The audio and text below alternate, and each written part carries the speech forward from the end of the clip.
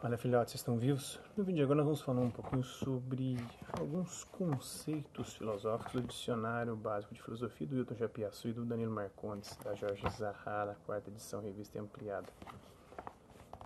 Mais especificamente, conceitos com a letra E. Essa causa eficiente, ou eficiente, né? Na terminologia escolástica derivada de Aristóteles, a causa eficiente, distinguindo-se da causa final, mas pressupondo-a, designa o ato criador pelo qual um efeito é produzido. Posteriormente, a expressão causa eficiente passou a englobar virtualmente todas as transcrições filosóficas de causalidade científica, com exceção das causas cuja descrição é redutível a termos puramente materiais. Então, a causa eficiente é quem fez a coisa, né? Quem fez o livro? Quem que é o escritor? Aqui é o Japiaçu e o Danilo Marcondes. Quem fez o Danilo Japiaçu e o Danilo Marcondes? O papai e a mamãe.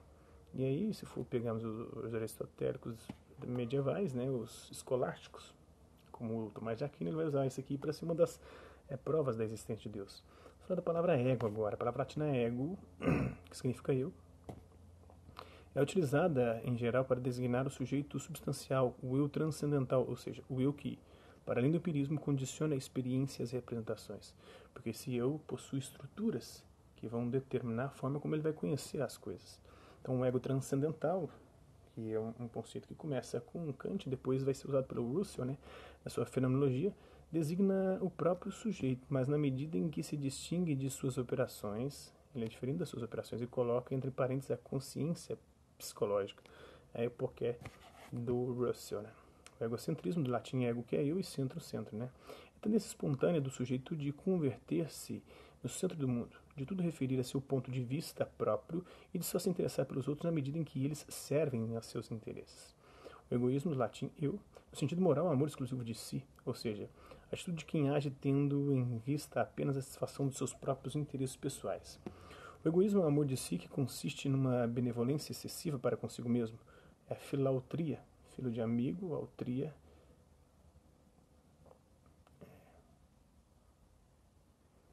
Autria, agora não estou. Ou satisfação de si. A arrogância, segundo Kant. Porque o autor é o outro. Autria. Preciso pesquisar isso depois. Eidética, do alemão Eidet, do grego eidéticos, que concerne ao conhecimento. Tem a ver com ideia, com forma, né? Termo de utilização recente, notadamente na fenomenologia de Russell, para caracterizar aquilo que se refere às essências, às formas, né? Proposição ou suporte factual que depende de outras ciências. A fenomenologia não deve se preocupar mais com a existência dos vividos de consciência do que a geometria com a existência das figuras traçadas no quadro. A geometria e a fenomenologia, enquanto ciências de essência, não comportam nenhuma contestação referente à existência mundana, segundo Russell. Assim, por oposição às coisas mesmas, a eidética é a ciência das formas das coisas no espírito. Ciências eidéticas são as que tomam por objeto as relações entre as essências ideais, a lógica, a geometria e a intuição eidética que nos permite apreender intencionalmente, através da nossa consciência, que se direciona para as coisas, para a realidade, para as coisas mesmas, para a aparência delas, né, a forma como elas aparecem para a nossa consciência, ou como a nossa consciência as apreende. A redução eidética consiste em se passar do fenômeno empírico ou existencial à sua essência, aquilo que de fato ela é. O Albert Einstein, que viveu de 1879 a 1955, considerado o maior cientista do século XX, o alemão Albert Einstein, nascido em Ulm, tem uma importância no campo da filosofia porque, ao escrever Mein Weltbild, em 1974, traduzido por Como Eu Vejo o Mundo, apresenta-se, no dizer de Alexandre Coré, como a revanche de Descartes sobre os positivistas. Seu livro reflete bem uma teoria metafísica de cientista. Mesmo admitindo a crítica de Hume, ele se recusa a eliminar a especulação metafísica. Sem dúvida, os sentidos constituem a fonte do conhecimento. Contudo, as noções presentes em nosso pensamento e em nossas expressões da linguagem são todas, do ponto de vista lógico, criações livres do pensamento e não podem ser obtidas das experiências sensíveis por via indutiva. O apego de Einstein ao determinismo, que o impediu de aceitar as relações de indeterminação de Heisenberg, o princípio da indeterminação, o princípio da incerteza do Heisenberg, levou a certo espinosismo e a uma religião cósmica suscetível de fundar, segundo ele, a ordem descoberta pelas ciências. Ele recusa um Deus justiceiro e a providência, mas aceita como Descartes um Deus geômetra matemático. Na base do trabalho científico um pouco delicado encontra-se uma convicção análoga ao sentimento religioso que o mundo é fundado sobre a razão e pode ser compreendido. Essa convicção, ligada a um sentimento profundo de uma razão superior que se manifesta no mundo da experiência, constitui para mim a ideia de Deus. Na linguagem ordinária podemos chamá-la de panteísta.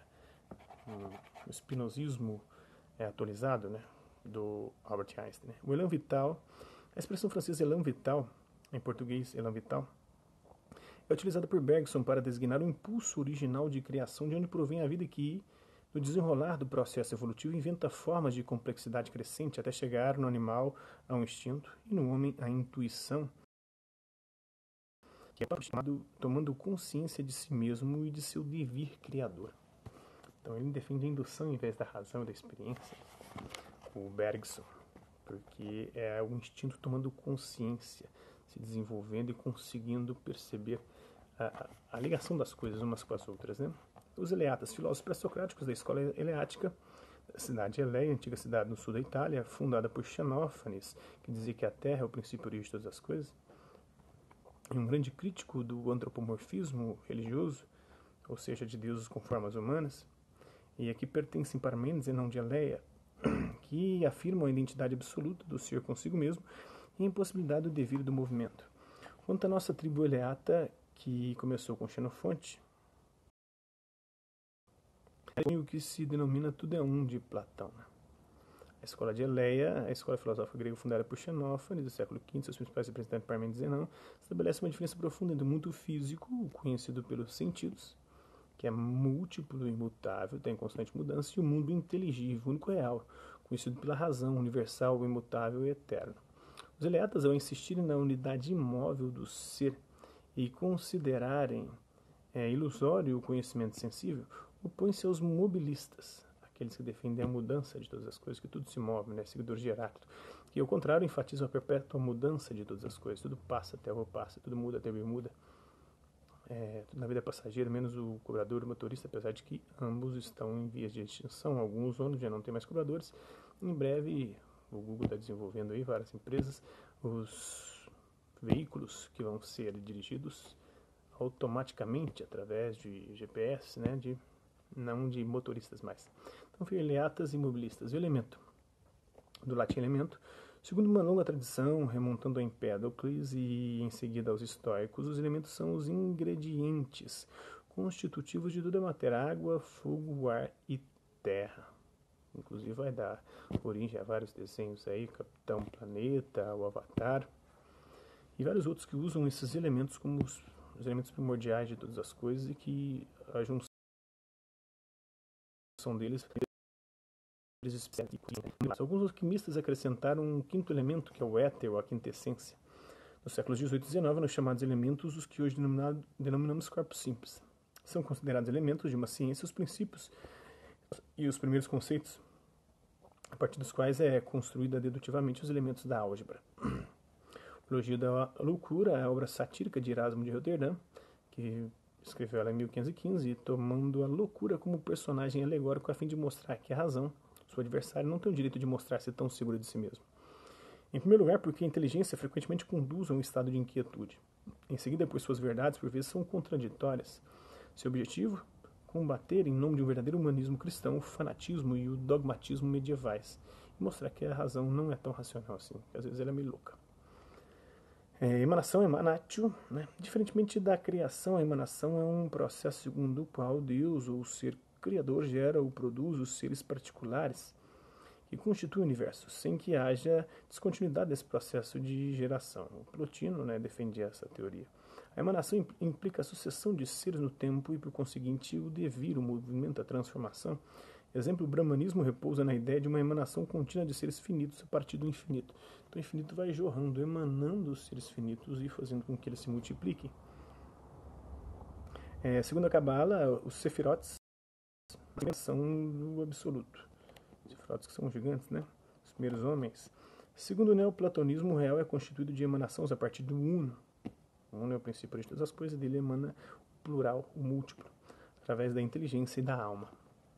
O O emanatismo, doutrina panteísta, segundo a qual o universo não foi criado por um ato livre do poder divino, mas procedeu, ou emanou necessariamente de Deus, pelo efeito de uma lei própria da natureza divina. A emergência, do latim emergere, mergulhar, e a designar o fato de um fenômeno brotar de um outro, não podendo ser analisado em termos de explicação causal. Assim, o fenômeno é denominado emergente, quando é impossível, a partir das leis disponíveis no momento, fornecer uma explicação causal. Qual que é a causa e efeito?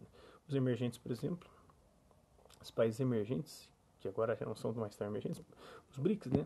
Brasil, Rússia, Índia, China e África do Sul, são emergentes, mas a explicação de por que eles são emergentes é meio contraditória, né? Por que eles e não outros países se tornaram emergentes? Por isso, a emergência se reduz a uma constatação, sendo relativa a um estado histórico do desenvolvimento das ciências. O Ralph Waldo Emerson, um dos pais do liberalismo norte-americano, do republicanismo norte-americano, que viveu entre 1803 e 1882, filósofo romântico norte-americano, nascido em Boston, estudou na Universidade de Harvard. Influenciado por pensadores românticos como Schelling, desenvolveu uma filosofia idealista, sobretudo em sua principal obra, Nature, de 1836. Nietzsche e Bergson foram seus admiradores. Mas recentemente tem havido uma retomada do interesse da sociedade industrial e da cultura de massas. Emoção, do latim movere, tirar do lugar, abalar. O que é emoção? Algo que nos tira do lugar, que nos abala, nos faz perder o controle. Estado afetivo brusco e passageiro, de caráter agradável ou desagradável, alegre ou triste, e acompanhado de uma reação orgânica confusa, de desequilíbrio e de um esforço desordenado para restabelecer o equilíbrio rompido.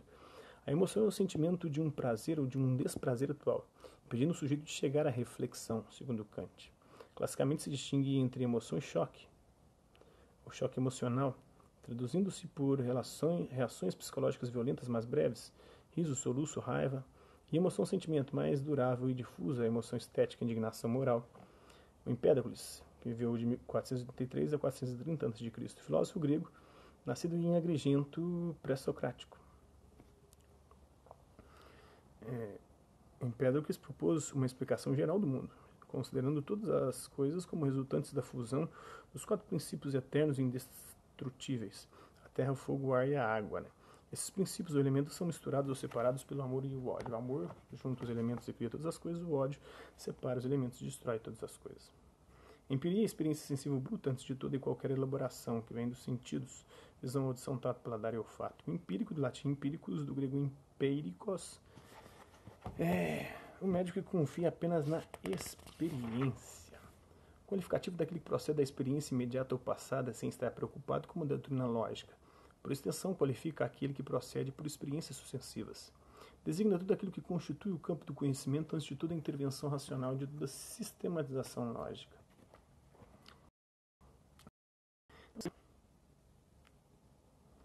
Esse é um pouquinho desses conceitos com letra I. Espero que vocês tenham gostado do vídeo. Quem curtiu, dá um like. Quem não curtiu, dá um dislike. Se interessar pelo conteúdo do canal, é só se inscrever, ativar o sininho e aguardar os próximos vídeos e as próximas notificações. Deixe também seus comentários dizendo o que você tem achado dos vídeos, sugestões de temas e assuntos para serem abordados em vídeos posteriores. É isso aí. Hasta la vista, babies, e até a próxima.